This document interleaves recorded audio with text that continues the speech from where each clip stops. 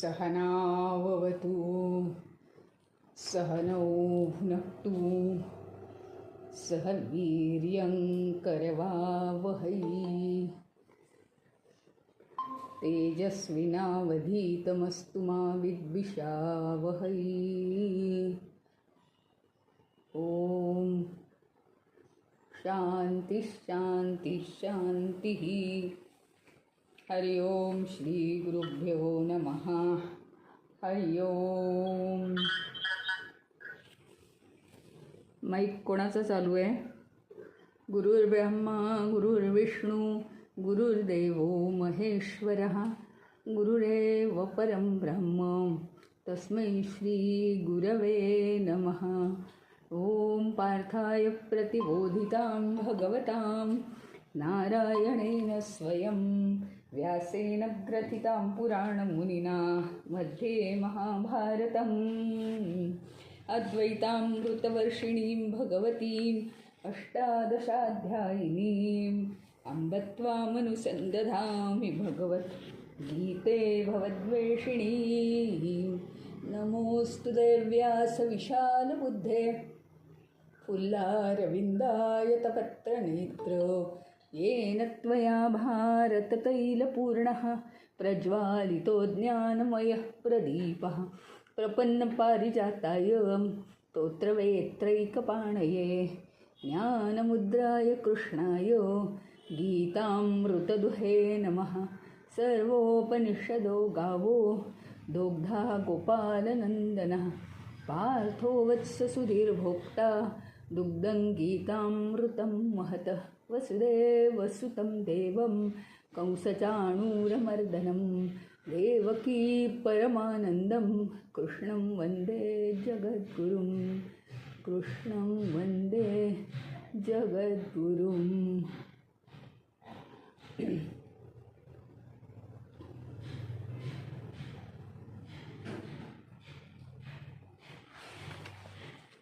काल 74वा श्लोक आपण केला आणि तो संजयच्या तोंडी आहे। आणि जेव्हा अर्जुन म्हणतो करिष्ये वचनं तव, जे आपण सांगाल भगवंता तेच माझ्याकडून होईल, म्हणजे युद्धाला तयार झालेला आहे। आणि तशीही संजयाची ओढ, म्हणजे तो जरी सगळ्यांचंच असं झालेलं आहे, भीष्म द्रोणाचार्य कृपाचार्य सगळेजण जाणून आहेत की पांडवांची बाजू खरी आहे, पूर्णपणे सत्य आहे, पण हा अन्याय झालेला आहे। पॉवर, फक्त पॉवर। त्यावेळी काय कोर्ट कचेऱ्या नव्हत्या, नाही तर लगेच हा मामला सुटला असता। इतका महान गुन्हा त्या दुर्योधनाने केलेला होता, परंतु त्यावेळेस तसं काही नव्हतं केस करायची वगैरे, त्यामुळे पांडवांना खूप भोगावं लागलं। पण त्यावेळेसची परिस्थिती वेगळी होती। त्यावेळेसचा वनवाससुद्धा रामाने भोगला। वडिलांचं वचन किती पाळायचं असतं, आजच्या मुलांकडे त्या आदर्श आहे। त्याचप्रमाणे पांडवांनी सुद्धा आपली खरी बाजू असून, पॉवर नाही म्हणजे वडील नाहीत एवढीच पॉवर, राजा धृतराष्ट्र आहे सध्या एवढीच पॉवर, म्हणून त्याची मुलं राज्य घेणार आणि म्हणून यांना वनवास भोगावा लागला आहे। पण तरीसुद्धा हे सगळं लक्षात घेता सर्व हे जे आत्ता आपण म्हटलो की भीष्म द्रोण कृपाचार्य, तो कोण बरं, विदूर सुद्धा, आणि याला कुणीच काही करू शकत नव्हतं। विदूर सुद्धा तीर्थयात्रेला निघून गेलेला आहे की यांच्यामध्ये आपण काही नाही करू शकत। सख्खी चुलत भावंड आहेत, धृतराष्ट्राचा एक शब्द पुरेसा आहे, पण तो जर काढत नाही आहे तर आपण नाही काही करू शकत। आणि धृतराष्ट्राचं याला म्हणतात सत्ययुग, म्हणजे ते युग खरं महाभारताचं कोणतंही असो, माझा सांगण्याचा प्रयत्न हा आहे की असे सत्याला चिकटलेले म्हणजे कसे, सत्याला चिकटलेले म्हणजे कसे, तर आपण या धृतराष्ट्राच्या तो जेव्हा राजा आहे तेव्हा आपण इथलं मीठ खाल्लंय, ह्याच्या विरुद्ध जाता येत नाही, म्हणून पांडवांवर अन्याय होतोय. आजकाल मिठाला कोणीच जागत नाही. देता येतं खातो आणि उद्या माझी गॅरंटी ठेवू नका मी तुमच्याच बाजूनी असीन म्हणून. आता नीती ही खूप बदललेली आहे. फक्त प्रत्येकजण स्वतःला सेफ ठेवतो. पण त्यावेळेस आपण यांचं मीठ खाल्लंय आणि बाजू मात्र पांडवांची खरी आहे, मग इथे मध्ये घुसण्यात अर्थ नाही असं प्रत्येकजण जाणून होता. आणि म्हणून प्रत्येक जणाला हे माहिती होतं की आपण काहीच करू शकत नाही, अडकलोय आपण. बघत होता तरी हातपाय बांधलेले होते. त्यामुळे ते सगळे आपापल्या कामांना निघून गेले. धृतराष्ट्र जर बोलला की या दुर्योधनापेक्षा कोणाचाही कोणताही मुलगा असो पण तरी जास्तीत जास्त लायक हे पहिले 3 पांडव आहेत. 3 पांडव नाहीच, धृतराष्ट्र हा जो युधिष्ठिर आणि अर्जुन, कमीत कमी युधिष्ठिराला जरी केलं असतं, अतिशय शांत वृत्तीचा परोपकारी वृत्तीचा युधिष्ठिर होता, पण ते फक्त दुर्योधनाच्या शब्दांनी झालं असतं. पंडू स्वतःच्या रोगाने गेला. त्याचा रोग त्याला जर्जर झाला होता. तो काय म्हणणार, माझ्या मुलांनाच हे राज्य मिळालं पाहिजे. आणि त्या काळात आहे ना एवढी नीती होती की माझा मोठा भाऊ जरी त्याला दृष्टी कमी असली तरी मी राज्य केलं, पण आता जर मला रोग झालाय तर माझी मुलं राज्य करतील, एवढं म्हणण्याची ताकद नव्हती मोठ्या माणसांपुढे. आणि इथे सगळं चुकलं आणि हे सगळेजण अडकले. त्याने जर जाण्यापूर्वी असं म्हटलं असतं तर झालं असतं. कारण धृतराष्ट्र आंधळा असल्यामुळे त्यांनी मुलांना ज्या पद्धतीने गाईड केलंय त्याच्यापेक्षा कित्येक पटीने चांगलं पंडूच्या सानिध्यात पांडव गाईड झालेले आहेत. आणि मुळात तर ते आहेतच, जन्मोजन्मीचे संस्कार आहेतच. एवढं जरी असलं तरी सुद्धा जे व्हायचं तेच झालं. शेवटी काय लिहिलेलं असतं कुठे ते सांगता नाही येत. आणि म्हणून सगळ्यांची ओढ पांडवांकडे होती. संजयची सुद्धा ओढ पांडवांकडे होती की हा लहानपणचा सोज्वळ अर्जुन, बऱ्याच वेळा स्वतःचं खरं करणारा, कौरव जरी दुष्ट असले तरी त्यांना पुरून उरणारा, छोटेपणचे खेळ वेगळे असतात त्याच्यातही त्यांना पुरून उरणारा, सत्याची बाजू वाखाणणारा असा जो अर्जुन आहे. बाकी सगळे पांडव आहेतच, पण असा जो अर्जुन आहे, शिवाय धनुर्धारी आहे, शिवाय अतिशय बुद्धिमान आहे, तल्लख बुद्धिमत्ता आहे त्याची, आणि शिवाय तो पंडूचा मुलगा आहे. या धृतराष्ट्रापेक्षा कैक पटीनी पंडू सौम्य होता. राजेपणाचं त्याच्या मनामध्ये राजेपणाची पुरेपूर जागृती होती की आपण राजे आहोत.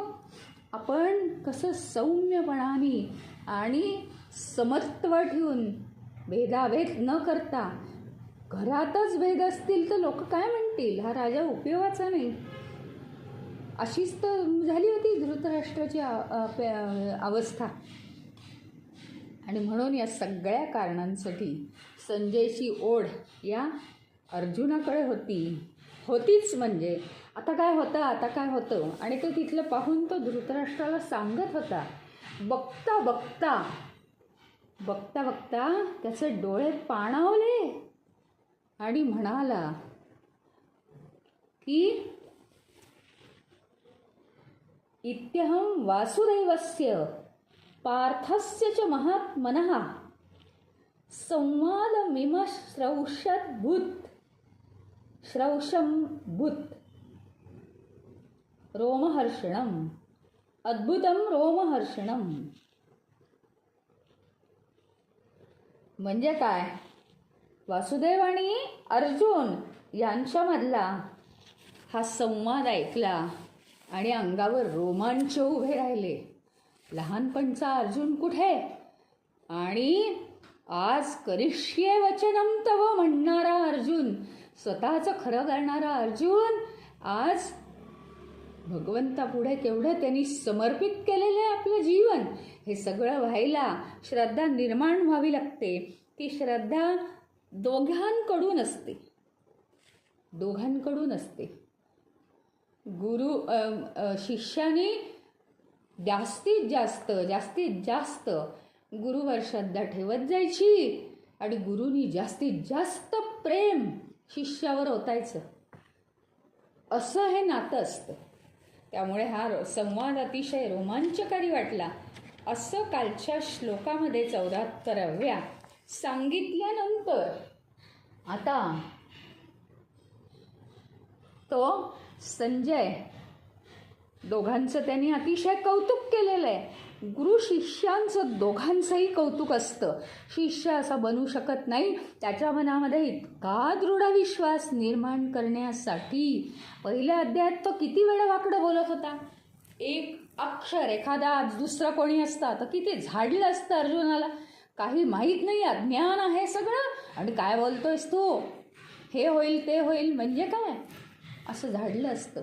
परंतु इथे काय झालं, त्याच्या कलाकलानी आणि माणसाच्या मनातलं सगळं बाहेर पडू दे, सगळी किल्मिष बाहेर पडली की मग तो मनुष्य ऐकू शकतो. माझं कुणीच ऐकत नाही हे त्या गोंधळलेल्या व्यक्तिमत्वाला फार संतापजनक वाटतं. म्हणून त्याचं पूर्ण ऐकायचं. एक अट, दुसरी अट, त्याच्या कोणत्याही मतावर विरुद्ध मत, मला हे तुझं पटलं नाही असं नाही म्हणू शकत आपण. मग तो ऐकायच्या मनस्थितीत येणार नाही. संपूर्ण पहिल्या अध्यायात त्याला बोलू दिलेलं आहे आणि दुसऱ्या अध्यायापासून भगवंतानी त्याच्या बोलण्याला स्पर्श न करता तुझं म्हणणं खरं आहे असंही नाही म्हणाले आणि तुझं म्हणणं हे बरोबर नाही चुकीचं आहे असंही म्हणाले नाही. आपलं सरळ मार्गाने सांगायला सुरुवात केली आहे आणि मग त्याला सायकॉलॉजीचे डोस हळूहळू पाजत त्याला पूर्णपणे कंट्रोलमध्ये घेतलेलं आहे. आज त्याच्यामध्ये एवढा मोठा बदल झाला आणि आता संजय या गुरुशिष्यांचं कौतुक करून पुढे जातोय आणि ज्यांनी इतक्या सुंदर भाषेत हे लिहिलेलं आहे गीता, इतकी भाषा सुंदर आणि त्या श्लोकाचं वातावरण निर्मिती केलेली आहे ते व्यासमुनी, त्यांच्याबद्दल आता तो संजय ऋण व्यक्त करत आहे. व्यासप्रसादात् श्रुतवान् एतद्गुह्यमहं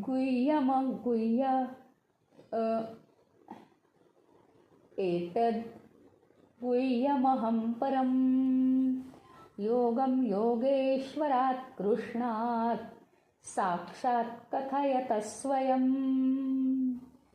व्यासप्रसादात् श्रुतवान् एतद्गुह्यमहं परं योगं योगेश्वरात् कृष्णात् साक्षात् कथयत स्वयं. काय म्हणतात ते? साक्षात योगेश्वरात कृष्णात,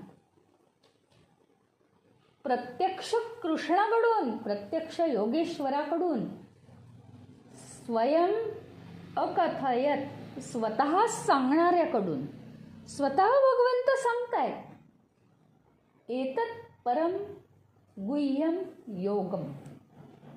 एतत् म्हणजे हा परम श्रेष्ठ महान, गुह्यम गूढ असा योग, अहम श्रुतवान व्यासप्रसादात, मी व्यासांच्या प्रासादिक शब्दांनी किंवा व्यासांच्या कृपेने मला तो ऐकता आला.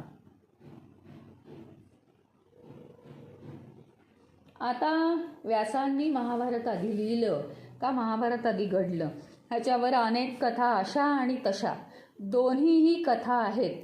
त्यातलं खरं नक्की मला माहीत नाही. मी अजून जाणत्या लोकांना विचारीन. पण आत्ताचं हे जे वाक्य आहे मला व्यासांकडून ऐकायला मिळालं त्याच्यावरून बहुतेक वाटतंय की आधी लिहिलेलं आहे रामायणासारखं. बघू, पण तरी काही नाही, माझाही अंदाजच आहे. तर त्यामुळे योगेश्वर कृष्णांच्या तोंडून हा गूढयोग मी व्यासांच्या कृपाप्रसादाने ऐकला. असं का म्हटलंय? युद्धासाठी जे शूर योद्धे जमले होते ना, युद्ध सुरू व्हायचंय अजून आणि सगळे जमलेले आहेत.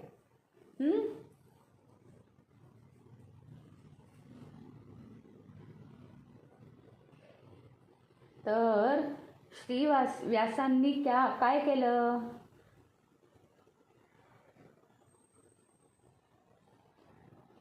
धृतराष्ट्राकडे ते आले आणि त्याला दिव्य दृष्टी देण्याचा प्रयत्न केला की तू हे सगळं ऐकू शकशील.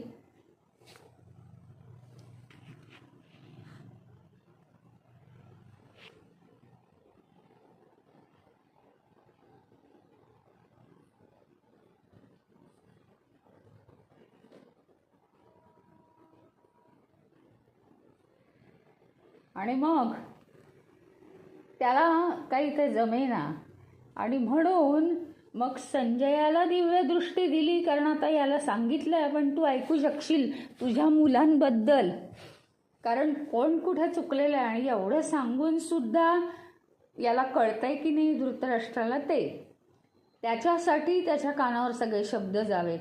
मग संजयाची कल्पना डोक्यात आली आणि संजयाला अशा कथाकथांमध्ये बदल आहेत की आधी धृतराष्ट्राला. पण मला काही हे पटलं नाही. दुसऱ्या कथेमध्ये धृतराष्ट्राला नाही दिली दिव्यदृष्टी.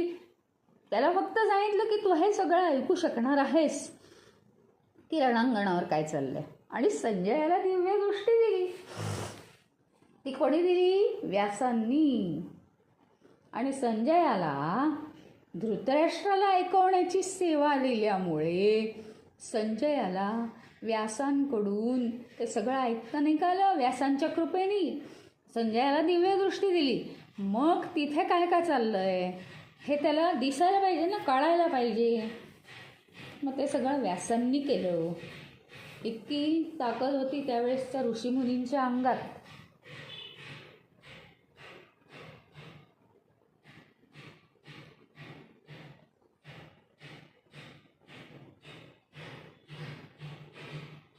आणि खरोखरी यासाठी संजय म्हणतोय की शेकडो कोट्यावधी साष्टांग नमस्कार व्यासांना घालायला पाहिजेत. एवढी मोठी कृपा झालेली आहे माझ्यावर आणि इतका सुंदर संवाद मला ऐकायला मिळाला आहे. प्रत्यक्ष भगवंतांची वाणी ऐकता येणं. तुमच्याशी जर देव बोलला तर तुम्हाला काय वाटेल?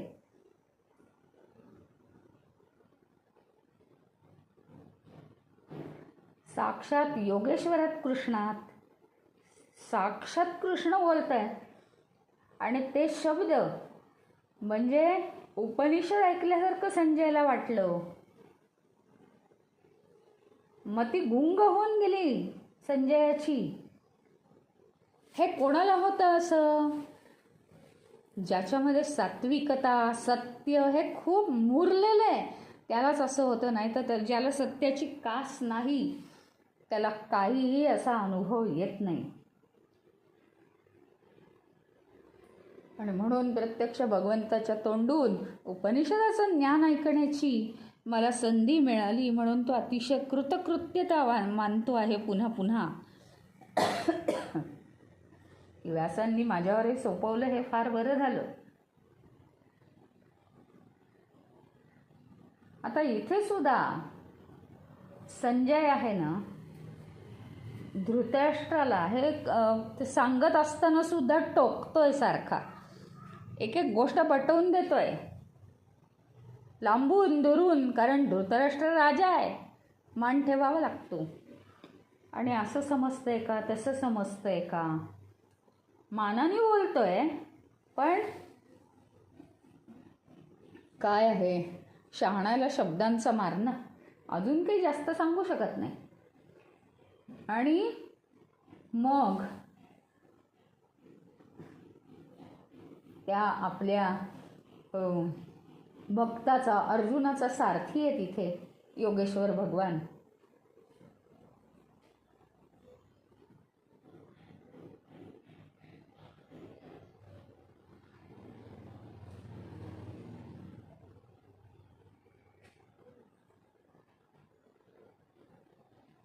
संजय धृतराष्ट्राला काय पटवण्याचा प्रयत्न करतो आहे, जणू काही हे तो रणांगणावरचा ऐकतोय. असं करून त्यांनी हे धृतराष्ट्राला शेवटी पटवलेलं आहे की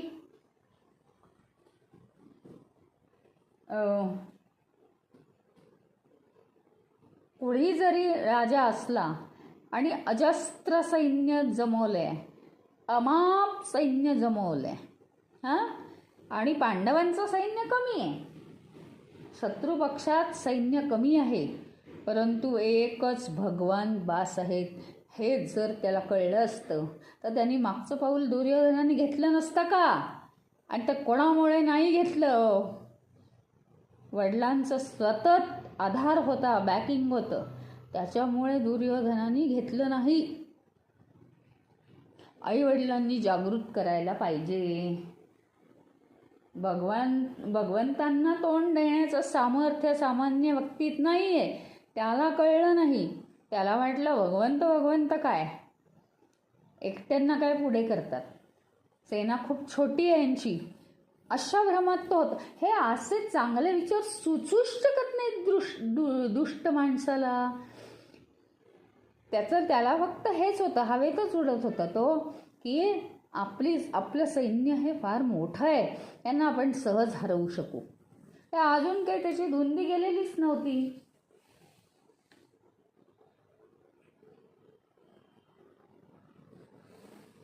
आणि अशा रीतीने संजयावर ही भगवंतांच्या सांगण्याची जबरदस्त छाप पडली.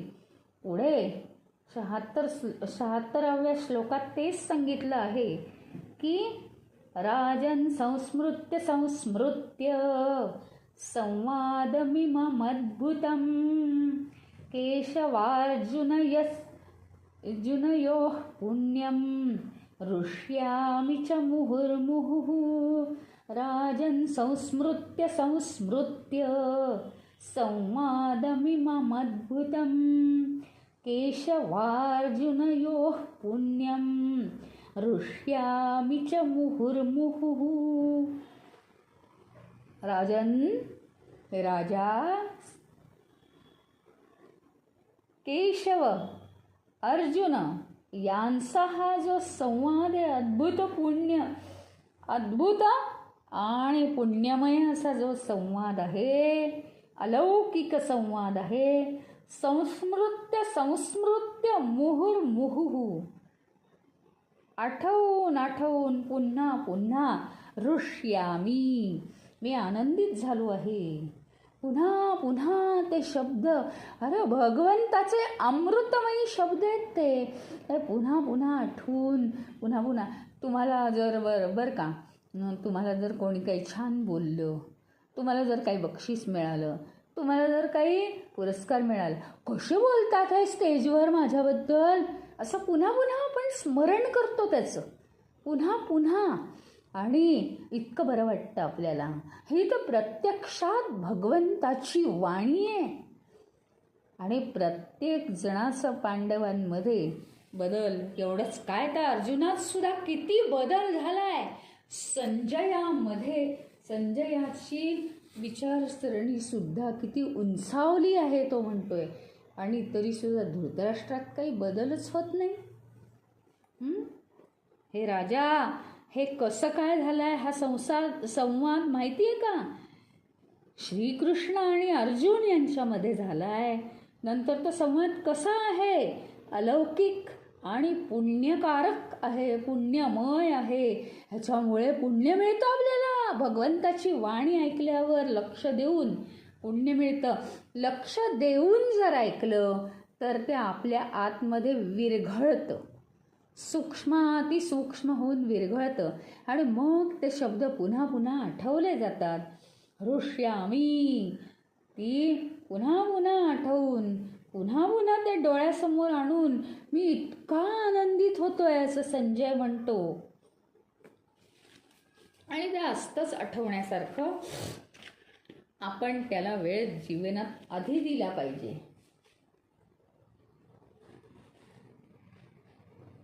संजयाने अशी प्रतिक्रिया व्यक्त केली आहे.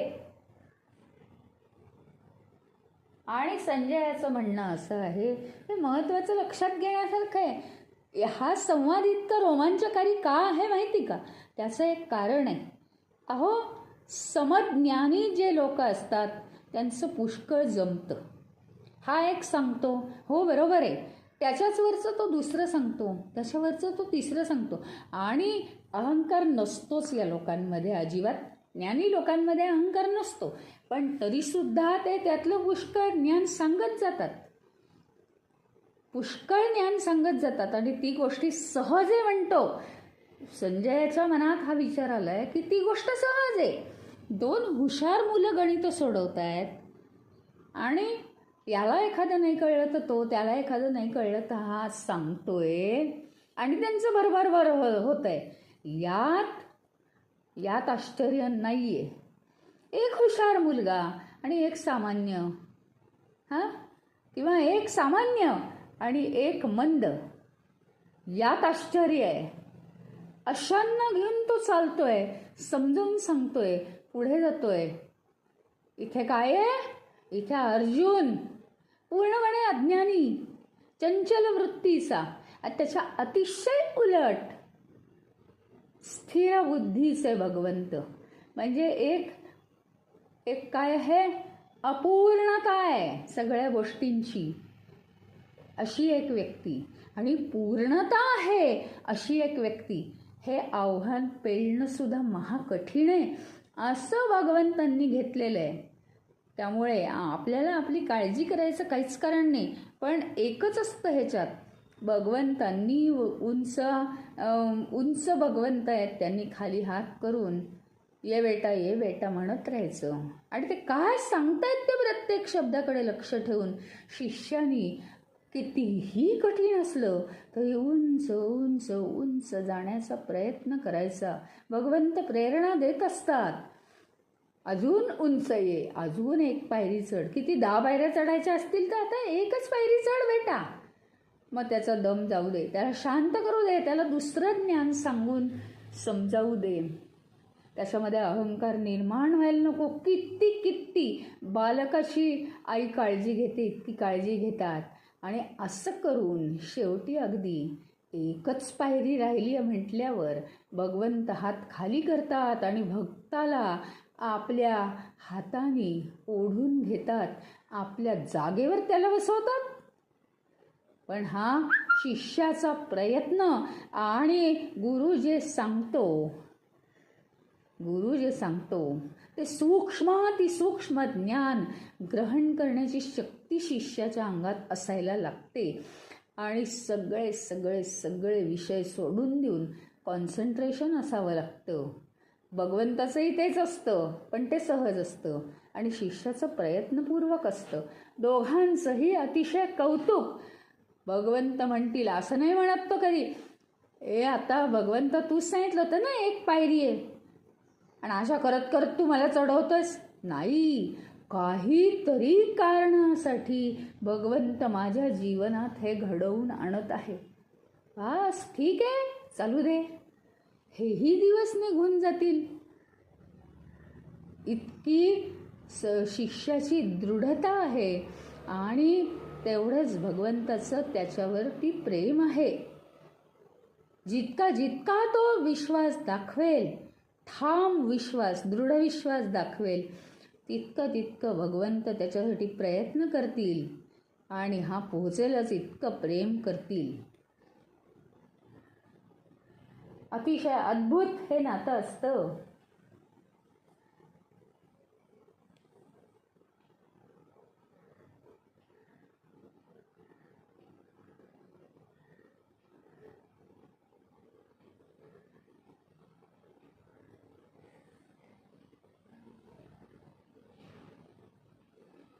त्यामुळे या गीतेचा जो अभ्यास आहे ना, हा गीतेचा अभ्यास कसा आहे हे इथे संजय सांगतोय की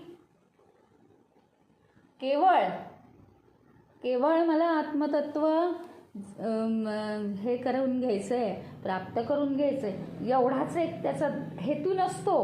पुढे ते प्राप्त झाल्यावर आता माझं असं काही नाही, त्या गर्तेत सापडलेल्या लोकांना मला वर काढू दे म्हणून तो समाजासाठी म्हणता ह्याच्यासाठी, राज्यासाठी, देशासाठी म्हणता तो विश्वासाठी प्रयत्न करतो. इथून अमेरिकेला, इथून लंडनला गेले होते ना विवेकानंद, ते थांबू शकत नाहीत स्वतःला जर ज्ञान झालं तर.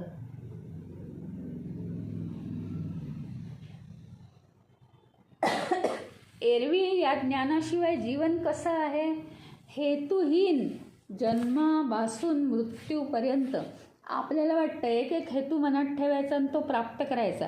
ही इच्छा झाली हे करायचं, ती इच्छा झाली ते करायचं पूर्ण.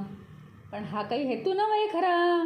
जीवनाचा जो हेतू आहे, म्हणजे हे जे आत्तापर्यंत जे निरर्थक जीवन होतं ना, हे निरर्थक जीवन आत्तापर्यंतचं हे समाप्त होतं. आणि तो जो मानवी जीवनाचा हेतू आहे तो तर प्राप्त होतोच, पण नुसतं तो प्राप्त करून घेऊन तो काय स्वार्थीपणाने त्या नुसत्या भक्तीच्या मार्गाला लागत नाही, मग काय उपयोगच नाही ना. पुढे परंपरेने हे नेणार कसं? मग तो समाजासाठी कोणत्याही प्रकारचं काम करायला तयार होतो. कोणत्याही प्रकारचं काम म्हणजे काय?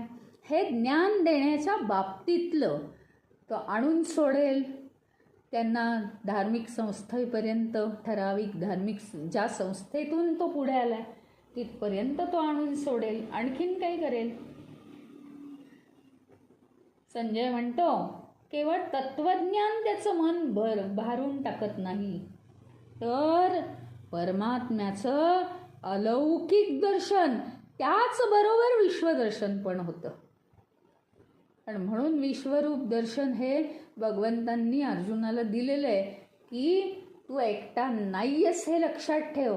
विश्वामध्ये कशी माणसं उठतायत, बुडतायत, खाली उठतायत, डोकी वर काढतायत, परत खाली बुडून जात आहेत.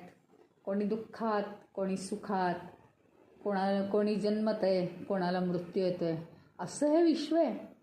अरे तू त्यांना काहीतरी ज्ञान देणार आहेस. हे धर्मयुद्ध खेळून सुद्धा तू त्यांना ज्ञान देणार आहेस. प्रत्येक माणसाचं प्रत्येक कर्म हे समष्टीमध्ये विलीन होतं आणि ते चांगल्या रीतीने विलीन व्हावं यासाठीच तर भगवंताला समर्पित करायचं आहे. पुढे जाऊन 77व्या श्लोकात ते सांगतायत, तच्च संस्मृत्य रूपमत्यद्भुतं हरेः विस्मयो मे महाराजन् हृष्यामि च पुनः पुनः. काय म्हणतात? हे राजा,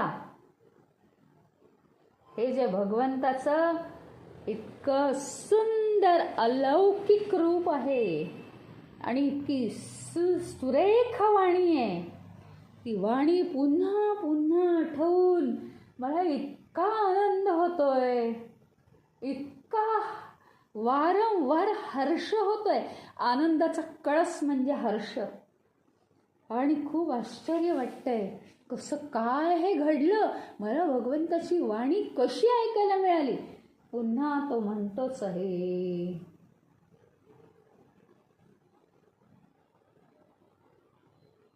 आणि हे वर्णन का करतोय पुन्हा पुन्हा, तर की तो बघू शकत नाही म्हणून तो सांगतोय की अरे बघू शकत नाहीस पण ऐकू तर शकतोस की नाही. त्या ऐकू शकण्याची बुद्धी, ऐकून बुद्धी तल्लख राहते. जर तुला हे चालं असतं, काय बहिरेपणा आलं असता तर ठीक आहे, बुद्धी जाते, कारण काहीच कळत नाही जगातलं आपल्याला.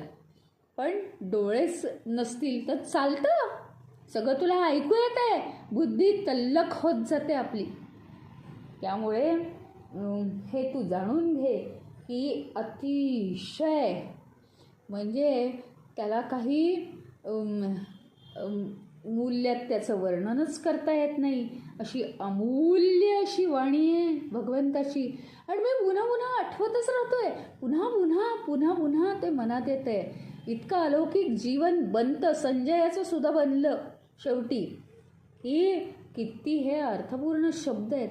आणि पुन्हा पुन्हा ते मनात येऊन ते मन भरून गेलं भगवंताच्या वाणीनी. म्हणजे दुसरे काहीच विषय नाहीत संजयाच्या मनात आत्ता. त्याचंच चिंतन मनन, त्याचंच चिंतन मनन आणि आनंदी आनंद. व्यासांमुळे हे आपल्याला एवढं सगळं ऐकायला मिळालं. नाही तर ऐकायला कुठं मिळणार, प्रत्येकाची कार्य वेगवेगळी होती.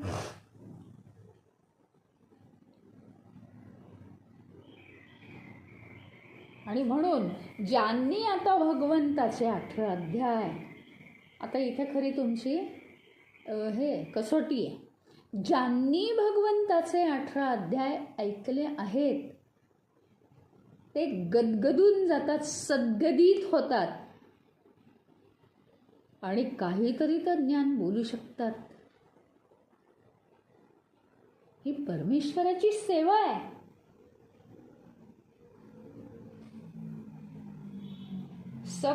सगळं जीवनातलं निघून जातं. थंडी ऊन सगळं गेलं आता जीवनातलं. काहीही शिवत नाही आमच्या मनाला. यश अपयश, मान अपमान की झाड की बत्ती, अरे नाही, आम्ही चैतन्य आहोत. दृढता येते इतकी परमेश्वराची वाणी ऐकून. आणि म्हणून संजय सांगतो, याला फार महत्त्व आहे की पुन्हा पुन्हा ते ऐकावंच मला मनात येतं आहे. आणि पुन्हा पुन्हा मी त्याच्यावर विचार करून करून करून करून आनंदित होऊन जातोय.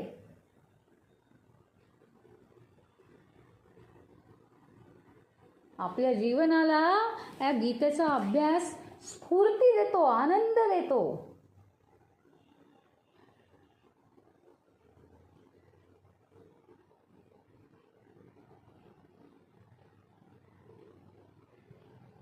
आणि शेवटी काय, भगवंताचं जी वाणी ऐकतो ना आपण, ती वाणी ऐकताना खरोखरी त्याचं ते जे सुहास्य वदन आहे ना, त्याचं वारंवार आपल्याला स्मरण होत जातं. इतकं म्हणजे आनंददायी हृदयस्पर्शी अशी जीवनयात्रा बनते आपली. लक्ष देऊन प्रत्येक शब्द आपण ऐकला पाहिजे.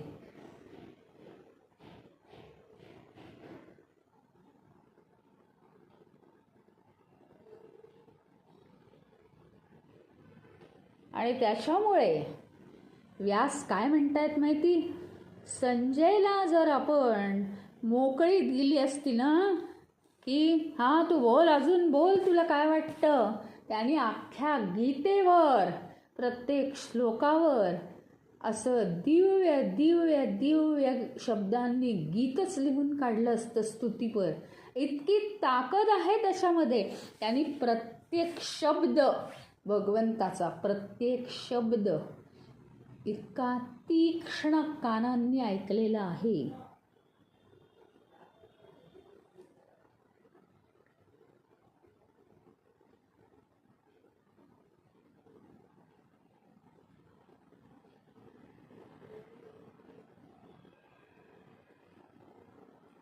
आणि संजयाला आता भगवंताबद्दल किती भक्ती निर्माण झालेली आहे. हा आधी आत्ता जो श्लोक झाला तो आणि आता पुढचा, याच्यामध्ये तो इतकं वर्णन करतोय.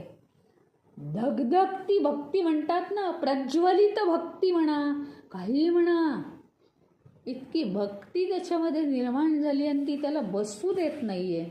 हे शेवटचे जे 2 श्लोक आहेत, 77वा जो झाला आपला आणि 78 आता आहे, तर त्याच्यात संजय वर्णन करतो आहे.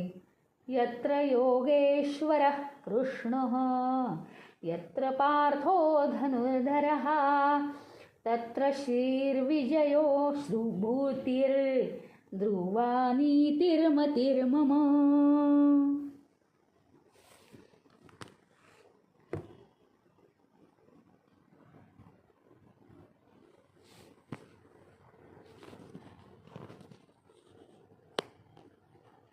आता इथे काय, यत्र म्हणजे जिथे, योगेश्वर कृष्ण आणि जिथे धनुर्धर पार्थ अर्जुन आहेत, तत्र म्हणजे तिथे, श्री विजय भूती, विजय म्हणजे यश, भरभराट, समृद्धी सगळं आहेच. जिथे या दोघांचा संवाद चालेल, जिथे जिथे गीता चालेल, तिथे तिथे समृद्धी, भरभराट, विजय आहेच. ध्रुवानी तिर्मतिर्मम.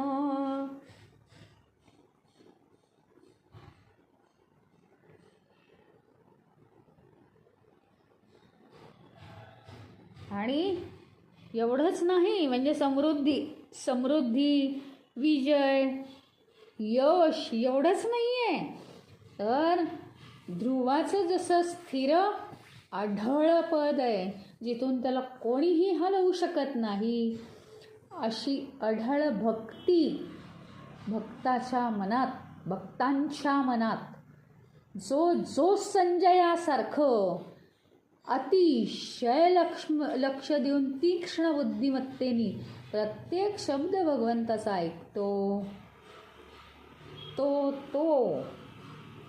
काय होतो, स्थिर बुद्धीचा होतो.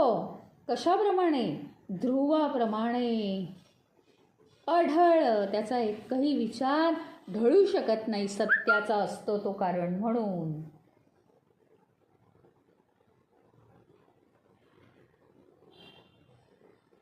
एकूण 701 श्लोक आहेत गीतेमध्ये आणि या भगवद्गीतेचा हा शेवटचा श्लोक आहे. तर या श्लोकावर सर्वजण पुरेसा विचार करतात, कारण गीतेची थोरवीच याच्यात सांगितली आहे. पुन्हा पुन्हा गीता तर वाचावी हे बरोबर आहे. आणि काय झालं आहे की एक तर पहिलं कारण म्हणजे ऑनलाईन, दुसरं कारण म्हणजे कोरोना. त्यामुळे प्रत्येकाचं काय म्हणणं आहे, हां ऑनलाईन घ्या, किंवा घरातच राहायला लोकांना आवडतं, किंवा व्यक्त व्हायला लोकांना आवडत नाही, किंवा ते बाहेर जायचं कारण सांगतात की नाही आम्ही बाहेर जाणार. अशी अनेक कारणं आहेत आणि लोक बुजलेली आहेत. म्हणूनच सांगितलेलं आहे की नुसतं स्वतःचा अभ्यास केला पाहिजे, नो डाऊट, पण स्वतःचा अभ्यास नुसता आम्ही घरात बसून वाटेल तेवढी पुस्तकं वाचू तर तो होत नाही. तो चर्चेनी होतो.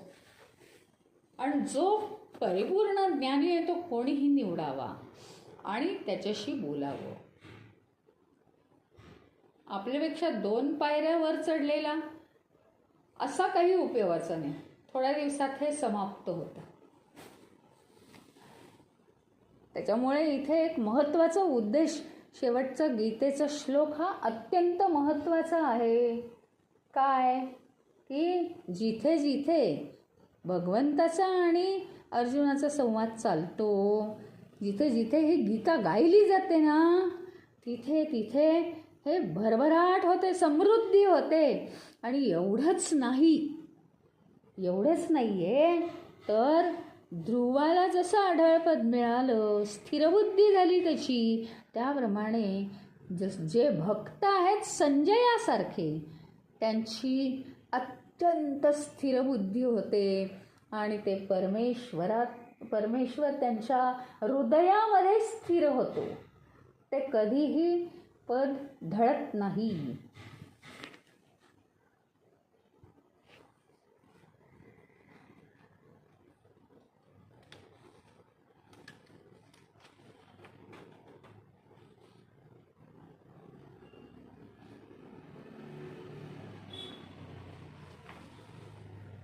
जो ही गीता ऐकतो त्याच्या यशाला थांबवणारी शक्ती या जगात नाही. कारण त्याला सगळंच ज्ञान झालेलं असतं, त्याला कशाची अपेक्षाच नसते.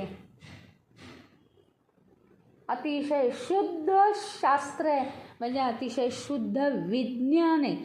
ज्ञानापेक्षा विज्ञान, ज्ञान आहेच, शब्दांमध्ये आधी ज्ञान, पण शब्द ज्यावेळी हृदयापासून ऐकले जात आहेत, हृदय आणि कान जोडले जाऊन ते कान भगवंताच्या शब्दांना जोडले जातात, असं ते जर कनेक्शन असेल तर मात्र हृदयात ते उमटतं. आपल्या भगवंताच्या प्रत्येक शब्दाचा आपल्या हृदयावर, आपल्या मनावर असा परिणाम झाला पाहिजे. इतकं ते आपण त्या भावनेत जाऊन लक्षपूर्वक ऐकलं पाहिजे. म्हणजेच ही गीता आपल्या दृष्टीने आणि आपली भगवंतावर दृढ आणि उत्कट श्रद्धा वाढवण्यासाठी ती उपयोगी पडेल, यात शंका नाही.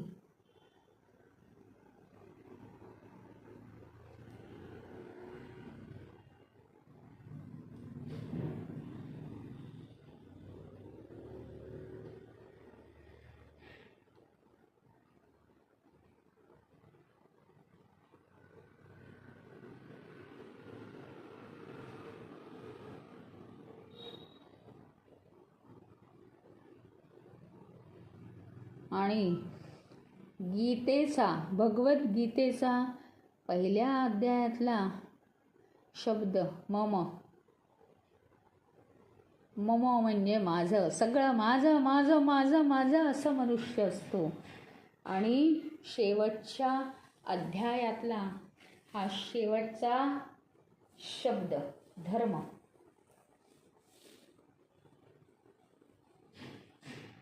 याच्याकडे सगळ्यांचं लक्ष वेधलं जातं.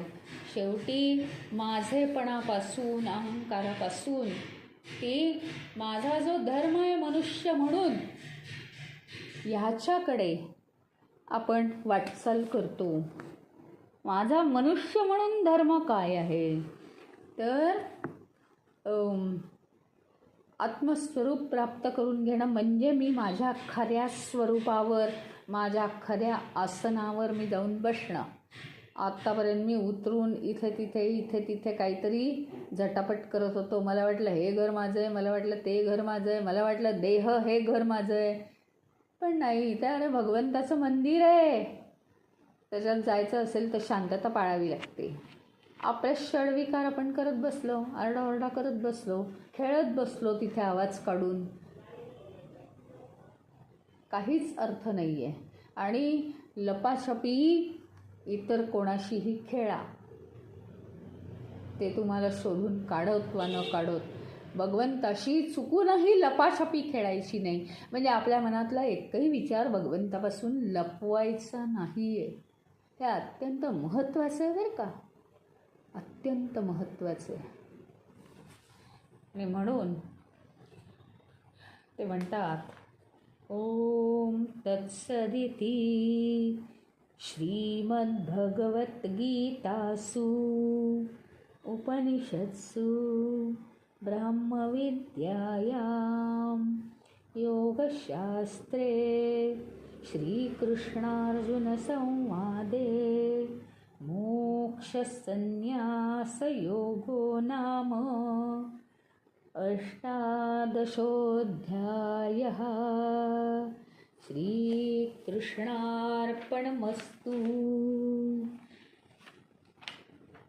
ओम तत्सत. आता याचा अर्थ काय सांगतात, ज्याप्रमाणे वैभवशाली भगवद्गीता नावाचं जे उपनिषद आहे, भगवद्गीतासु उपनिषत्सु, या उपनिषदातील ही जी ब्रह्मविद्या आणि योगशास्त्रातील श्रीकृष्ण आणि अर्जुन यांचा जो संवाद आहे, तो मोक्ष संन्यास नावाचा योग म्हणजे 18वा अध्याय आहे, तो आज इथे समाप्त झाला. आणि म्हणून शेवटच्या अध्यायाला संन्यासाच्या द्वारे मोक्ष. बघा ही कल्पना ऐका, शेवटच्या अध्यायाला संन्यासाच्या द्वारे मोक्ष, म्हणजे संन्यास हा गुण अंगात आणून. संन्यास म्हणजे काय हो गोष्ट झाली की त्याचा संन्यास करायचा, सोडून द्यायचं, पूर्ण पूर्ण मनातनं निघून गेलं पाहिजे ते, म्हणजे संन्यास. आणि म्हणजेच ते मनातनं निघून गेलं, लगेच भगवंताचा ध्यास, याला म्हणायचं संन्यास. आपण ही पूजा करताना, संध्या करताना आपण शिकलो की नाही, की न्यास करतो आपण, न्यास. न्यास याचा अर्थ भगवंत जे आपल्या काही ठराविक ठिकाणी, 6 ठिकाणी जे भगवंत आहेत, त्यांना आपण त्या ठिकाणी हात लावून जागृत करतो त्या शक्ती. आपण ते वापरलेलंच नाही आहे, त्याच्यामुळे काय होतं माहिती आहे, त्या शक्ती अशा बुजल्या जातात. ईश्वरी शक्ती आहेत त्या. ही ईश्वरी शक्ती सगळ्या विचारातून, सगळ्या कर्मातून, म्हणजे वैराग्य नव्हे, वनात जाणं नव्हे, जो जिथे आहे तिथे तो आहे. आता ज्यांना अत्यंत वनात जाण्याची इच्छा आणि त्यांची परिस्थिती तशी आहे, ते जातात, यात शंका नाही, मग ती त्यांची कर्म. जे घरात राहून संन्यास करतात, त्यांचा समाजाला पण उपयोग होतो की नाही, आजूबाजूच्या त्यांच्या वर्तनाचा, म्हणजे तो पण संन्यासच आहे. आत्ताच तुम्हाला सांगितल्याप्रमाणे आपल्यातली जी भगवंताची शक्ती आहे ती पूर्णपणे जागृत होते, याला म्हणतात न्यास. आणि संन्यास याचा अर्थ या विश्वामधलं सगळं करायचं आहे, त्या क्षणापुरतं ते महत्त्वाचं आहे, ते काम होण्यापुरतं ते महत्त्वाचं आहे, त्या व्यक्तीशी बोलेपर्यंत ते महत्त्वाचं आहे. दुसरे सेकंदाला आपण परमेश्वराचं स्मरण करणं ही एक अत्यंत उच्च गोष्ट आहे. आणि असं संन्यासाच्या द्वारे, संन्यास मार्गे योग, हा मोक्ष, म्हणजेच मोक्ष संन्यास योग असं नाव शेवटच्या अध्यायाला दिलेलं आहे.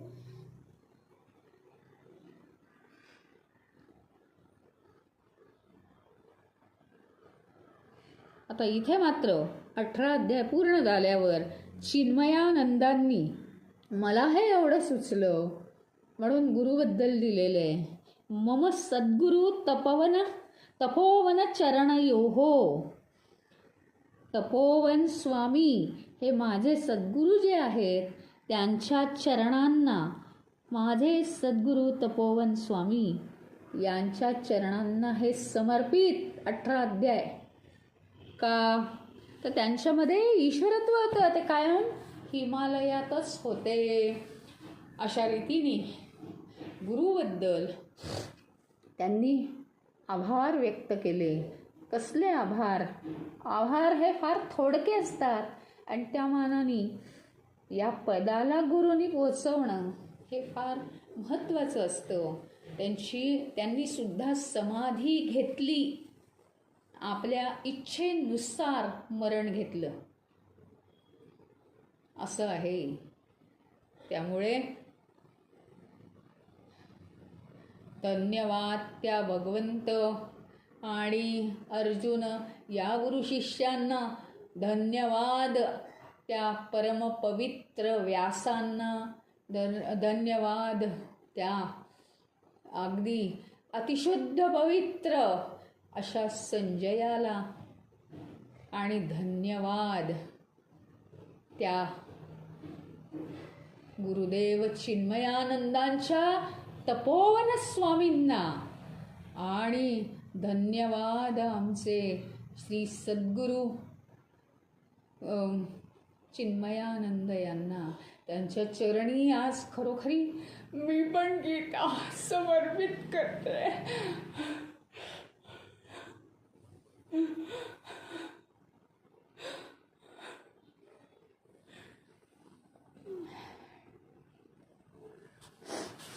ते खरंच खूप गहिवरून आलेलं आहे. शांत नाही, खरंच कृतकृत्य वाटत असेल माहिती का. आणि आत्ताचे आमचे सद्गुरू तेजोमयानंद यांना सुद्धा महाधन्यवाद. इतके वर्ष त्यांनी ज्ञान पुरवलं. खरोखरी यांच्या चरणी समर्पित म्हणजेच भगवंतांच्या चरणी समर्पित आहे.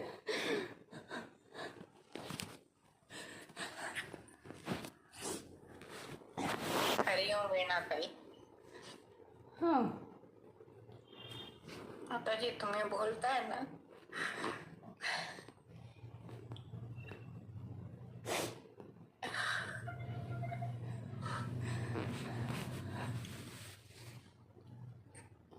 हीच भावना माझ्या मनात मागापासून येत होती. की खूप उशिरा जॉईन केलं मी नाही नाही, हे भाग्य. कधीच उशीर होत नाही. लाभायला पाहिजे होतं. नाही, उशीर कधीच होत नाही. पुन्हा जर असे खूप जण जमा झाले तर पुन्हा आपण भगवद्गीता करू, एवढी ताकद माझ्यात नक्की आहे. पुन्हा आम्ही 18 अध्याय करू. पण ज्यांनी आता ऐकलेले आहेत ते मात्र पुढे पुढे जावेत. पुढे पुढे जायचं आपल्या सगळ्यांना आणि ते ध्येय गाठायचं. नुसतेच आभार आणि धन्यवाद करून ते पुरेसे काहीच नाही आहेत. आपण पोहोचायचे त्यांच्या ठिकाणी. बरोबर आहे वीणाताई, पण अजून तेवढं रोज जायला पाहिजे ना. परत नाही नाही, ते परमेश्वर ठरवेल. आपण फक्त प्रयत्न करायचे, ते परमेश्वर ठरवेल किती रुजतंय किती नाही. वीणाताई, तुम्ही एवढं आम्हाला सांगितलं, तुम्ही गुरुबद्दल आता इतकं धन्यवाद व्यक्त केले. आता आम्ही तुमच्याबद्दल काय धन्यवाद व्यक्त करावे नाही नाही, हा आमच्याकडे शब्दच नाहीये वीणाताई. आणि माझ्या मनात पण हेच विचार आहे. आपण सांगू शकत नाही याबद्दल की म्हणजे आतून तर खूप म्हणजे असं भरून येते. नाही, आहेच ते सगळं शब्दांच्या पलीकडचं आहे तत्वज्ञान. हो, खूपच अगदी भरून आलंय हृदय. पण तुम्ही जे व्यक्त केलं त्या शब्दात तुम्हाला आम्हाला म्हणजे धन्यवाद म्हणावं, हे आम्हाला सुद्धा एवढी अजून बुद्धी नाहीये. नाही नाही, असं नाहीये. ते ज्ञानच तितक्या पातळीचं आहे, इतकं उच्च आहे ते. आणि 2 शिफ्ट मध्ये तुम्ही हे केलेलं आहे, ते फार मोलाचं आहे बरं का. नाही, ती ओढच आहे मला, ती ओढ आहे. भगवंतांनी ते करून घेतलंय, असं सामान्य जीवनात होत नाही. मला तुमच्या गुरुकडनं ते ज्ञान मिळालं, पण तुम्ही आम्हाला सर्वसामान्याला ऑनलाईन असून सुद्धा प्रत्येक घराघरापर्यंत आम्हाला पोहोचवलं. त्याबद्दल तुमचे किती धन्यवाद म्हणावेत हे शब्दच नाहीयेत माझ्याकडे. अहो, माझं काहीच नाहीये, ते गीतेचं तत्वज्ञान आहे. ऐकायला मिळालंय मला. संगीतातही तुम्ही सगळ्यांच्या मनातलं बोललात एकदम. हो. नाही, आणि काय शब्द नाही जवळ असं झालंय. नाही, आणि ते भगवंतांनी सांगितलेल्या ज्या गोष्टी आहेत श्लोकांमध्ये, ते चिन्मय मिशन कधीही या श्लोकांच्या मंत्रांच्या बाहेर जात नाही. तेवढ्या पुरतं एखादं उदाहरण झालं तरी परत त्या समेवर यायचं, त्या सेंट्रल पॉईंटवर यायचं.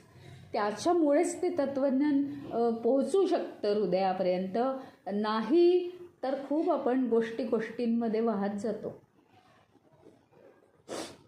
आमच्यासारख्या कच्च्या मडक्यांना तुम्ही खूप चांगला. नाही नाही, असं काही नाही. भगवंताची वाणी आहे हो ती भगवंतांनी सांगितलंय. कुंभाराची माती त्या आव्यात टाकून जसं माठ घडतात तसं तुम्ही आम्हाला घडवलंय. थोडं का होईना, पण काहीतरी का होईना आमच्या बुद्धीत थोडं तरी ते जात आहे. खरंच विसरले जाणार नाही. अगदी बरोबर. विशेष म्हणजे ही विनामूल्य सेवा झाली आहे आपली. एवढी मोठी सेवा आहे. हो, न चुकता. नाही तरच त्याला महत्व आहे. बाजार करून काहीच महत्व नाहीये त्याला. आज ते संजयचं जे सांगत होतात ना तुम्ही, मला सुद्धा असं गैवरून येत होतं की बघा ना, त्याला दिव्य दृष्टी त्या धृतराष्ट्रासाठी दिलेली होती. पण धृतराष्ट्राने तर ते ज्ञान घेतलंच नाही. तो नुसतं माझं माझं माझंच करत बसला. पण संजयने घेऊन तो किती मोक्षाला पोहोचला. हो, ते बघा ना तुम्ही. हो ना, बरोबर, खरंच आहे. बरोबर आहे. आता उद्यापासून मात्र आपला वर्ग 4:30 ते 5:15 होईल. आणि आजच्या चांगल्या दिवशी ही गीता समाप्त झालेली आहे.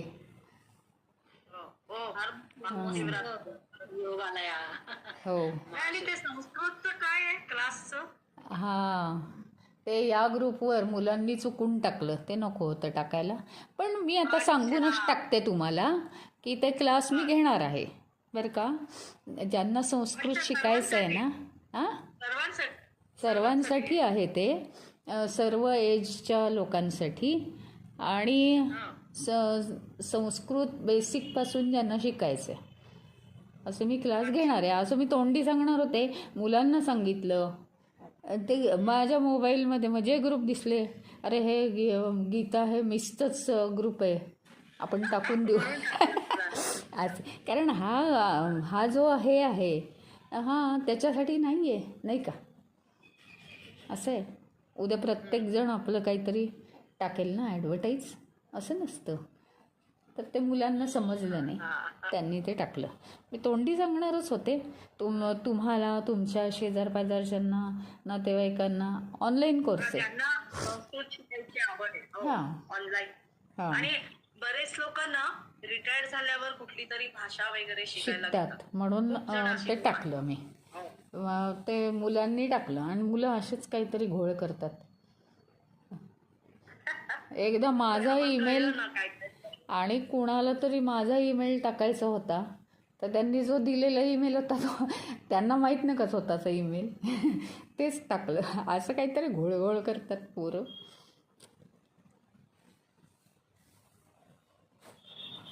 ठीक आहे, आपण असं करू.